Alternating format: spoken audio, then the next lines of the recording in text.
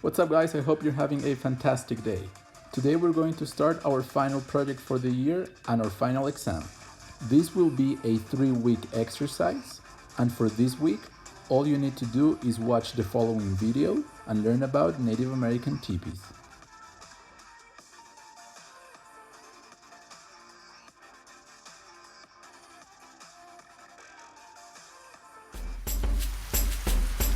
If you walked through the vast grasslands of the Great American Plains today, you would hear the wind blowing through the tall grasses. You may hear the barking of a tiny prairie dog standing watch near its burrow, or hear the sound of bison grazing on the lush grasses of the plains. Many hundreds of years ago, these would not have been the only sounds you would have heard on the Great Plains. You see, these vast grasslands were once home to the first Americans, the Native Americans of the Great Plains. You would have heard the sounds of their voices, their songs, their music, and their lives. Sego Skenango. My name is Digaliwakwa, she sings. Or you can call me Joanne Shenandoah. I'm a Native American Wolf Clan member of the Oneida Nation Iroquois Confederacy. Native Americans have lived on this land for thousands of years. Today I would like to share with you the story of the Native Americans of the Great Plains.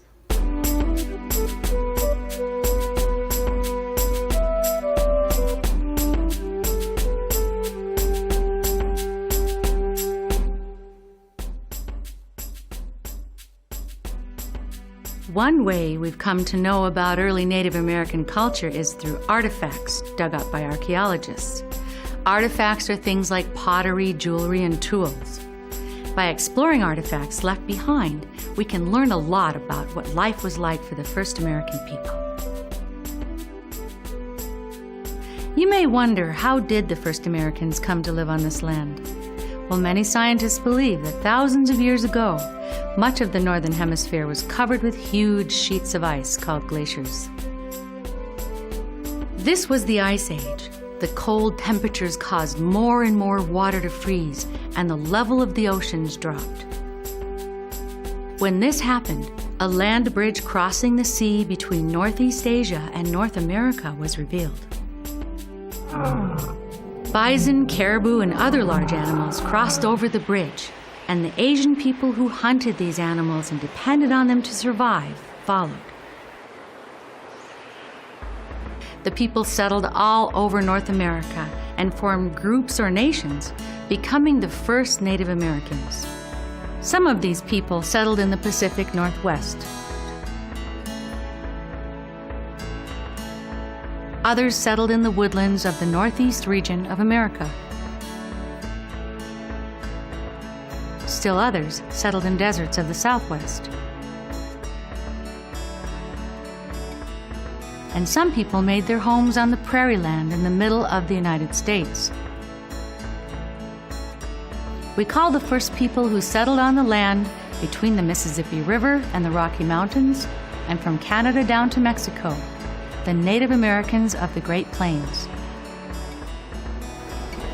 The Great Plains consist of vast grasslands, sweeping valleys, rolling hills, and freshwater streams. Few trees grow in the Great Plains, so there is little shelter from the scorching sun. The plains can be bitterly cold in the winter and very hot in the summer. Some nations that settled on the plains are the Crow, Blackfoot, Comanche, and Lakota. Cultures varied among these tribes, but they shared one common bond. They all survived off the herds of the buffalo that roamed the land. The Great Plains people were nomadic, meaning they moved from place to place. They were constantly moving because the buffalo herds were constantly moving, and they depended on the buffalo to survive.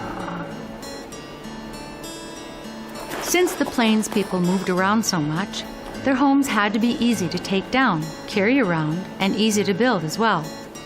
So families lived in teepees. Teepees were made of buffalo hides and poles, very light materials. They were easily taken apart, carried, and then set up again. Teepees were made by tying long branches together and then stretching buffalo hides across them. Teepees are like large tents. Teepee doors were round, and they always faced east toward the rising sun. People lived comfortably inside teepees. The buffalo skins were durable against the harsh wind and weather of the prairie. The skins kept teepees warm during the winter and cool during the summer. The outside of a teepee was decorated with paintings. Each painting was unique and showed the personalities of the family inside. In the middle of every teepee was a fire pit surrounded by stones. The fire was used to keep the teepee warm and was used for cooking. There was a hole at the top point of the teepee. The hole allowed smoke from the fire to escape. One family called each teepee home. They slept on robes made of furry buffalo hides. There was also room to store baskets, extra clothes, and dried food.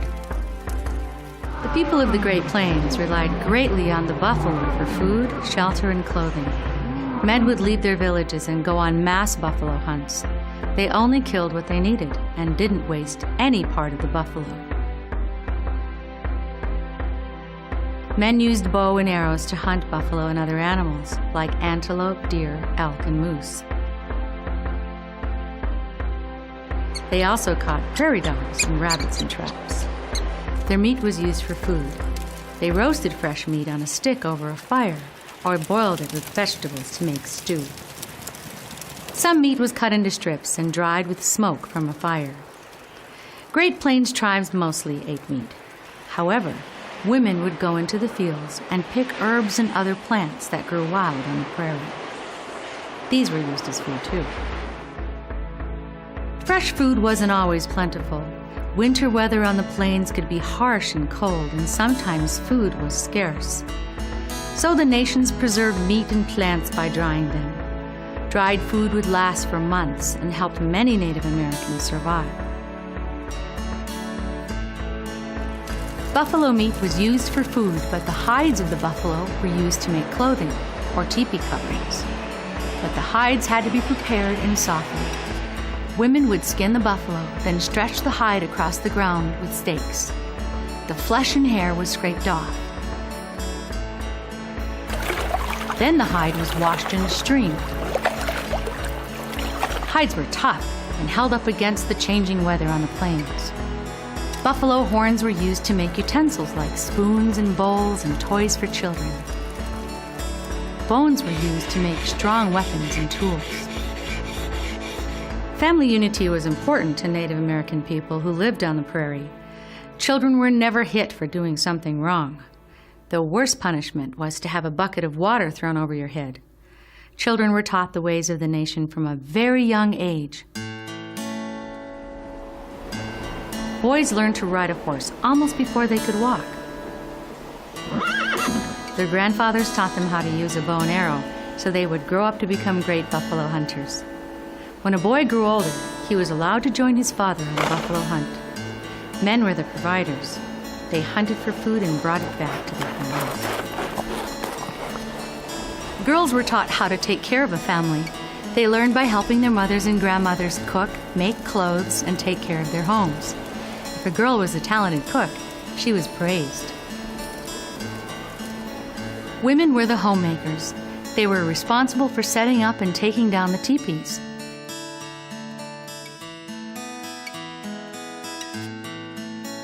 They fed their families by chopping up buffalo and other meat, gathering wild plants, and cooking meals. Women were skilled artists and made crafts and clothes for the entire village. The oldest members of the nation were sometimes the chiefs. They were considered wise because they had lived so long. Elders used their wisdom to settle conflicts within the nation. Their word was respected. They also passed down their wisdom onto the next generation of children and taught them the Native American way. The Great Plains people made unique artwork, clothes, and had their own spirituality. Members were skilled painters. They crushed wild berries to make paint. Then they painted designs on the buffalo skins that made teepees and clothes. Carving was another art form. Men carved pipes, out of wood or stone. Women made clothes out of skins from buffalo, antelope, and deer. Men wore animal skin leggings, a loincloth, and a belt. Some men wore eagle feather war bonnets. This meant the man had done good deeds. The more feathers a man wore in his bonnet, the more he was honored by the people. Women wore deerskin dresses. They also decorated themselves with jewelry like earrings and bracelets made out of metal or beads. Children wore the same clothing as their parents. Everyone wore moccasins on their feet. Moccasins were made of buckskin and sewn together by the women. The Great Plains people believed in many spirits. They believed these spirits were all around them and showed themselves in the form of the sun, moon, stars, animals, people, and even rocks. The artwork, the clothing, and the beliefs of the Plains people allow us to peek inside their rich culture and heritage. Native Americans wandered the Great Plains hunting buffalo and living off the land for thousands of years. However, their lives changed forever when the European settlers came to the Great Plains. Soon, the great herds of buffalo were gone, and so too were the teepees. Many Native Americans were killed, and some nations disappeared. All were forced to migrate to reservations, land set aside for Native Americans only. The Native Americans' way of life and culture would be radically changed. It's important to know and understand the fascinating history of the Native American people. It's the story of their past. But it's also important to realize that today, many Native Americans don't live on reservations. They live in towns and cities just like you, and their lives are not much different than other Americans. What truly is important is that Native American people preserve their customs, culture, and spirituality, just like other American families preserve the customs and cultures passed down from their parents and grandparents. And even though the lifestyle of today's Native Americans has changed, they know the value of teaching the truth of their ancestors, the first Americans.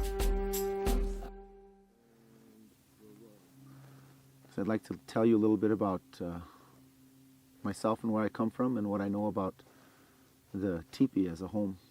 My name is Michael Spears. I come from the Lower Brule, Lakota Oyate in central Missouri, surrounded by South Dakota.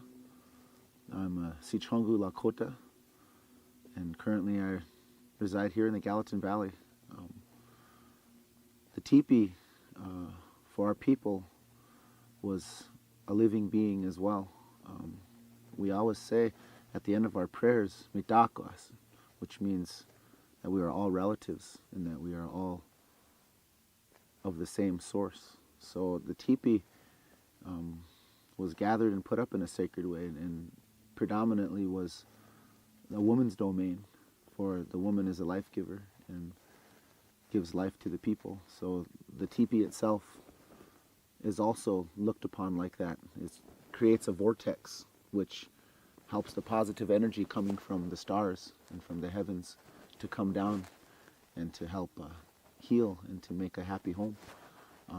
The trees used in creating the teepee are our relatives as well. So the trees, you know, they form the circle, which has no beginning and no end, and also helps us to protect us from the outside, from the weather, from bad spirits, from our enemies, from the cold, from the wind, things like that.